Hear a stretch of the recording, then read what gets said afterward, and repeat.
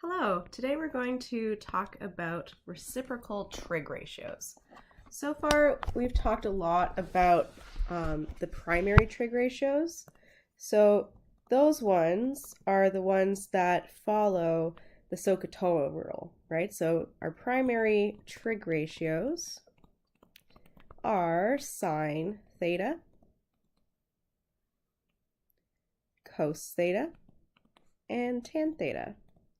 And we know, of course, that in a triangle, a right angle triangle, where we're focusing on an angle theta, we have a hypotenuse. Oh, I'm going to just write everything in short form. We have a hypotenuse. We have a side that is opposite that angle, the side that's not touching the angle. And then we have an adjacent, which is a side that is touching our angle. So we know that sine theta is the opposite over the hypotenuse, that cos theta is the adjacent over the hypotenuse, and we know that tan theta is the opposite over the adjacent. So reciprocal trig ratios, those ones are essentially built off of the same idea as the primary ones, only they are the inverse of our original ones. So we've got a reciprocal of sine theta called cosecant. Cosecant theta is equal to 1 over sine theta, or if sine theta is the opposite over hypotenuse, that means cosecant is the hypotenuse over the opposite. We've also got an inverse of cosine called secant. I'm going to zoom in here. The secant of theta is equal to 1 over the cosine. And that means that it is also, since cosine is adjacent over hypotenuse, the secant is the hypotenuse over the adjacent. And then we've got one for tan called cotan. And cotan theta, like the others, is the inverse of tan theta. And since tan theta is the opposite over the adjacent, that means cotan is the adjacent over the opposite. So now we have 6 trig ratios that we're working with. And here's an example of a question that might ask you that involves reciprocal trig ratios. So I'm asking the point Q, which is -9 and 11, lies on the terminal arm of alpha. And then we're asked to calculate the cosecant of alpha, the secant of alpha, and the cotangent of alpha. So I'm just going to quickly draw that angle. So here's my axes. I've got x. This is the positive x direction, and this is the positive y direction. And I'm told that I have a Q that's got a -9 as my x value and a positive 11 as my y value. So this is the terminal arm, means it's going from 0, 0 to that point Q. And the angle alpha is in standard positions. Well, if it's not saying it's in standard position, I'm going to assume it's in standard position. So that means it's going from the initial arm x to the terminal arm Q. So this is alpha right there. Okay, so when I look at this terminal arm, I notice that it actually is forming a right angle triangle in my axis, right?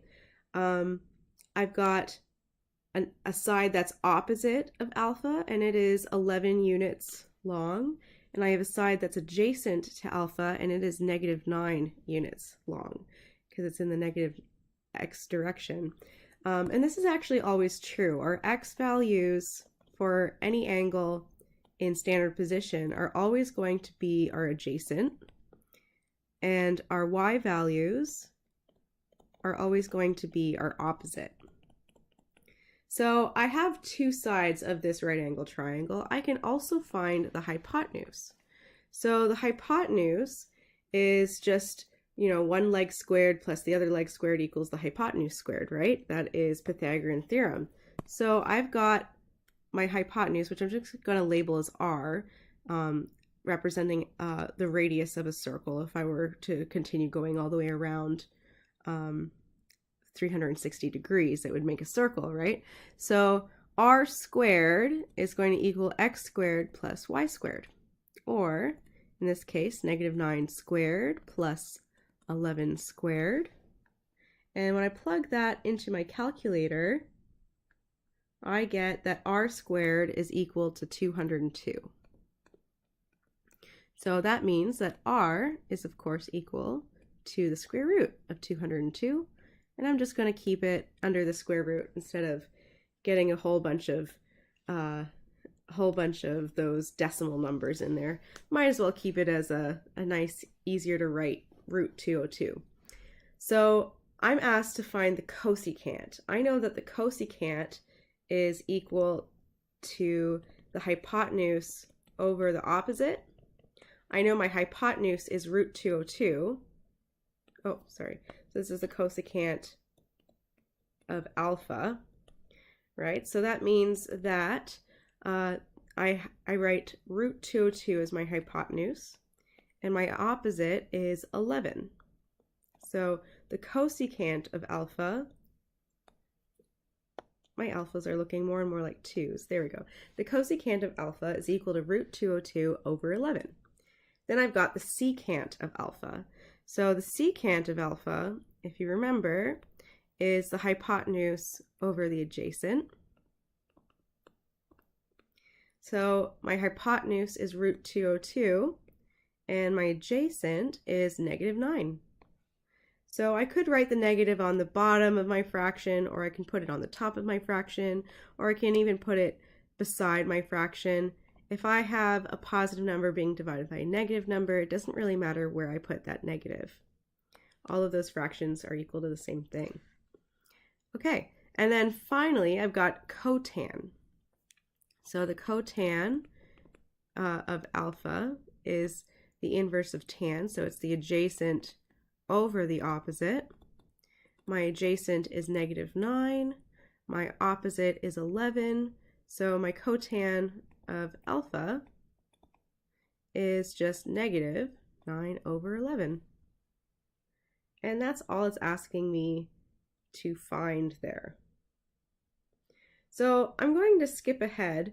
In general, a lot of my examples of using reciprocal ratios involves just, writing our point on our quadrant and then determining what our adjacent, our opposite, and our hypotenuse are, and then figuring out which one's missing, and then just writing out our trig ratios, right? So in this second example, I'm told that theta is a third quadrant angle, and that tan theta is equal to 3 over 4.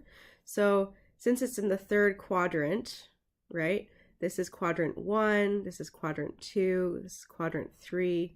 Oh, other way around. Sorry, this is quadrant 1, this is 2, this is 3, and this is 4.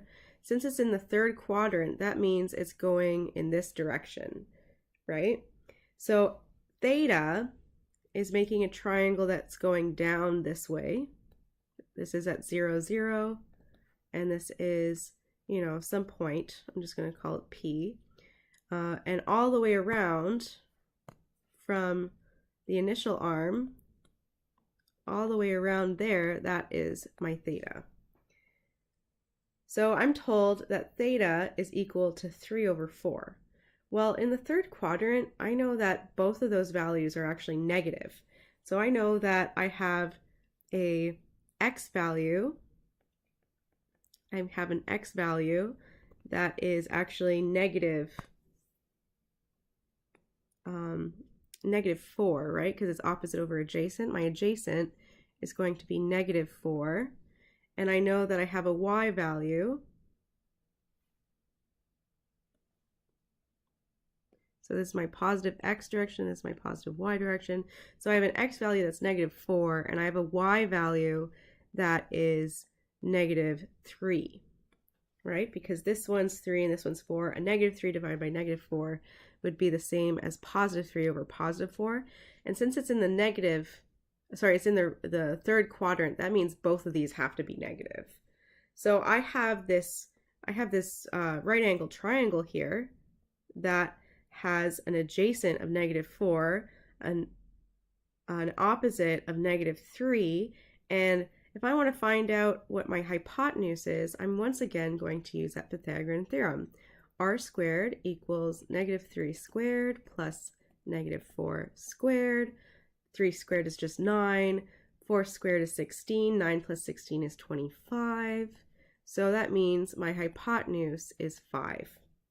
So if I want to find the reciprocal trig values, now I can just say, well, cosecant alpha being the hypotenuse over the opposite, the hypotenuse is 5, and the opposite is -3. Secant of, sorry, I'm writing alpha again, but this one's theta. Secant is the hypotenuse over the adjacent, so that means it's going to be the radius, which I calculated as being 5. The hypotenuse is 5, and the adjacent is -4. And then cotan of theta, being the adjacent over the opposite, is just going to be -4 over -3. Oh, so it's going to be -4 over -3. And since they're both negative, that means that cotan is also going to be +4 over +3.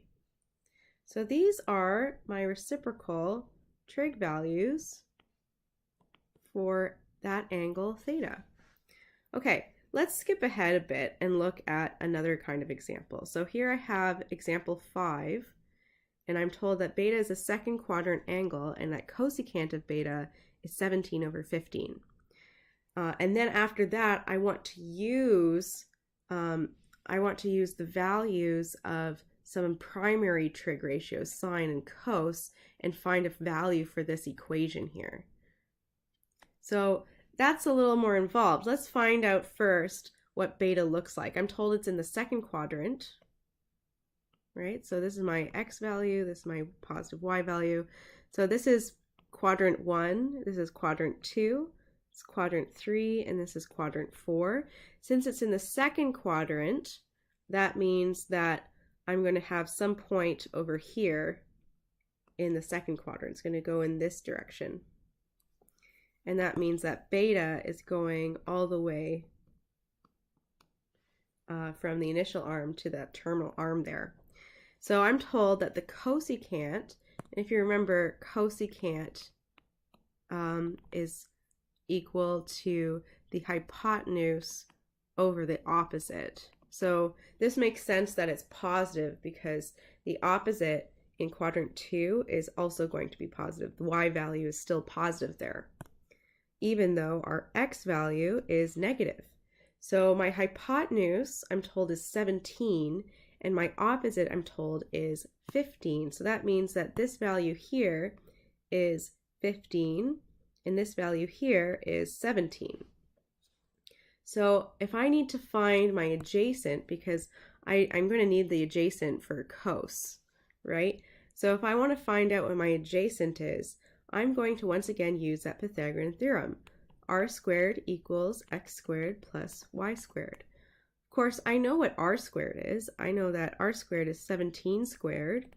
I don't know what x squared is, but I do know what y squared is. It's 15 squared. So that means that if I'm going to rearrange this for x squared is equal to 17 squared minus 15 squared.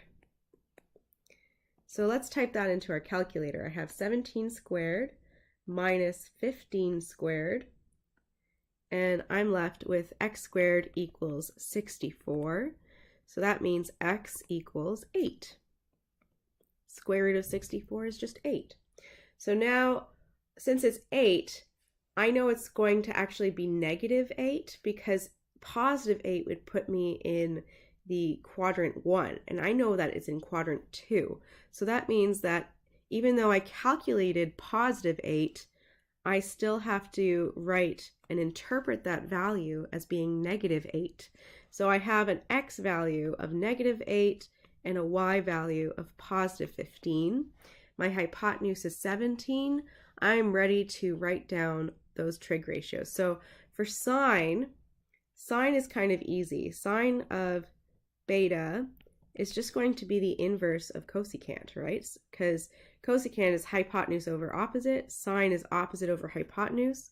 So that means that sine is just going to be 15 over 17. And then cos beta, that one is the adjacent over the hypotenuse. So when I look at my adjacent, that's what I calculated as being negative 8. My hypotenuse is positive 17. So cos beta is equal to negative 8 over 17. And sine beta is 15 over 17. So now that I know my sine and my cosine, I can use that to solve or to find a value for 2 sine beta plus 3 cos beta. So what does this equal? I'm going to replace my sine beta with the numeric value of sine beta. So I said sine beta equals 15 over 17. So instead of writing sine beta, I'm going to write 15 over 17 plus 3 times cos beta, which was negative 8 over 17. Now I'm going to distribute those numbers into my brackets. 2 times 15 is 30. And remember, when you're multiplying a number, like when you're multiplying a big number times a fraction, we're imagining that there's a little 1 underneath of both of those numbers. So I'm only multiplying the numerators together and the denominators together. So 1 times 17 is actually just still 17. And then 3 times negative 8 is negative 24 over 17. And I've got 2 fractions with the same denominator, so I'm going to add them together. 30 plus negative 24 is 6 over 17. And so that is actually my answer. 2 sine beta plus 3 cos beta equals 6 over 17.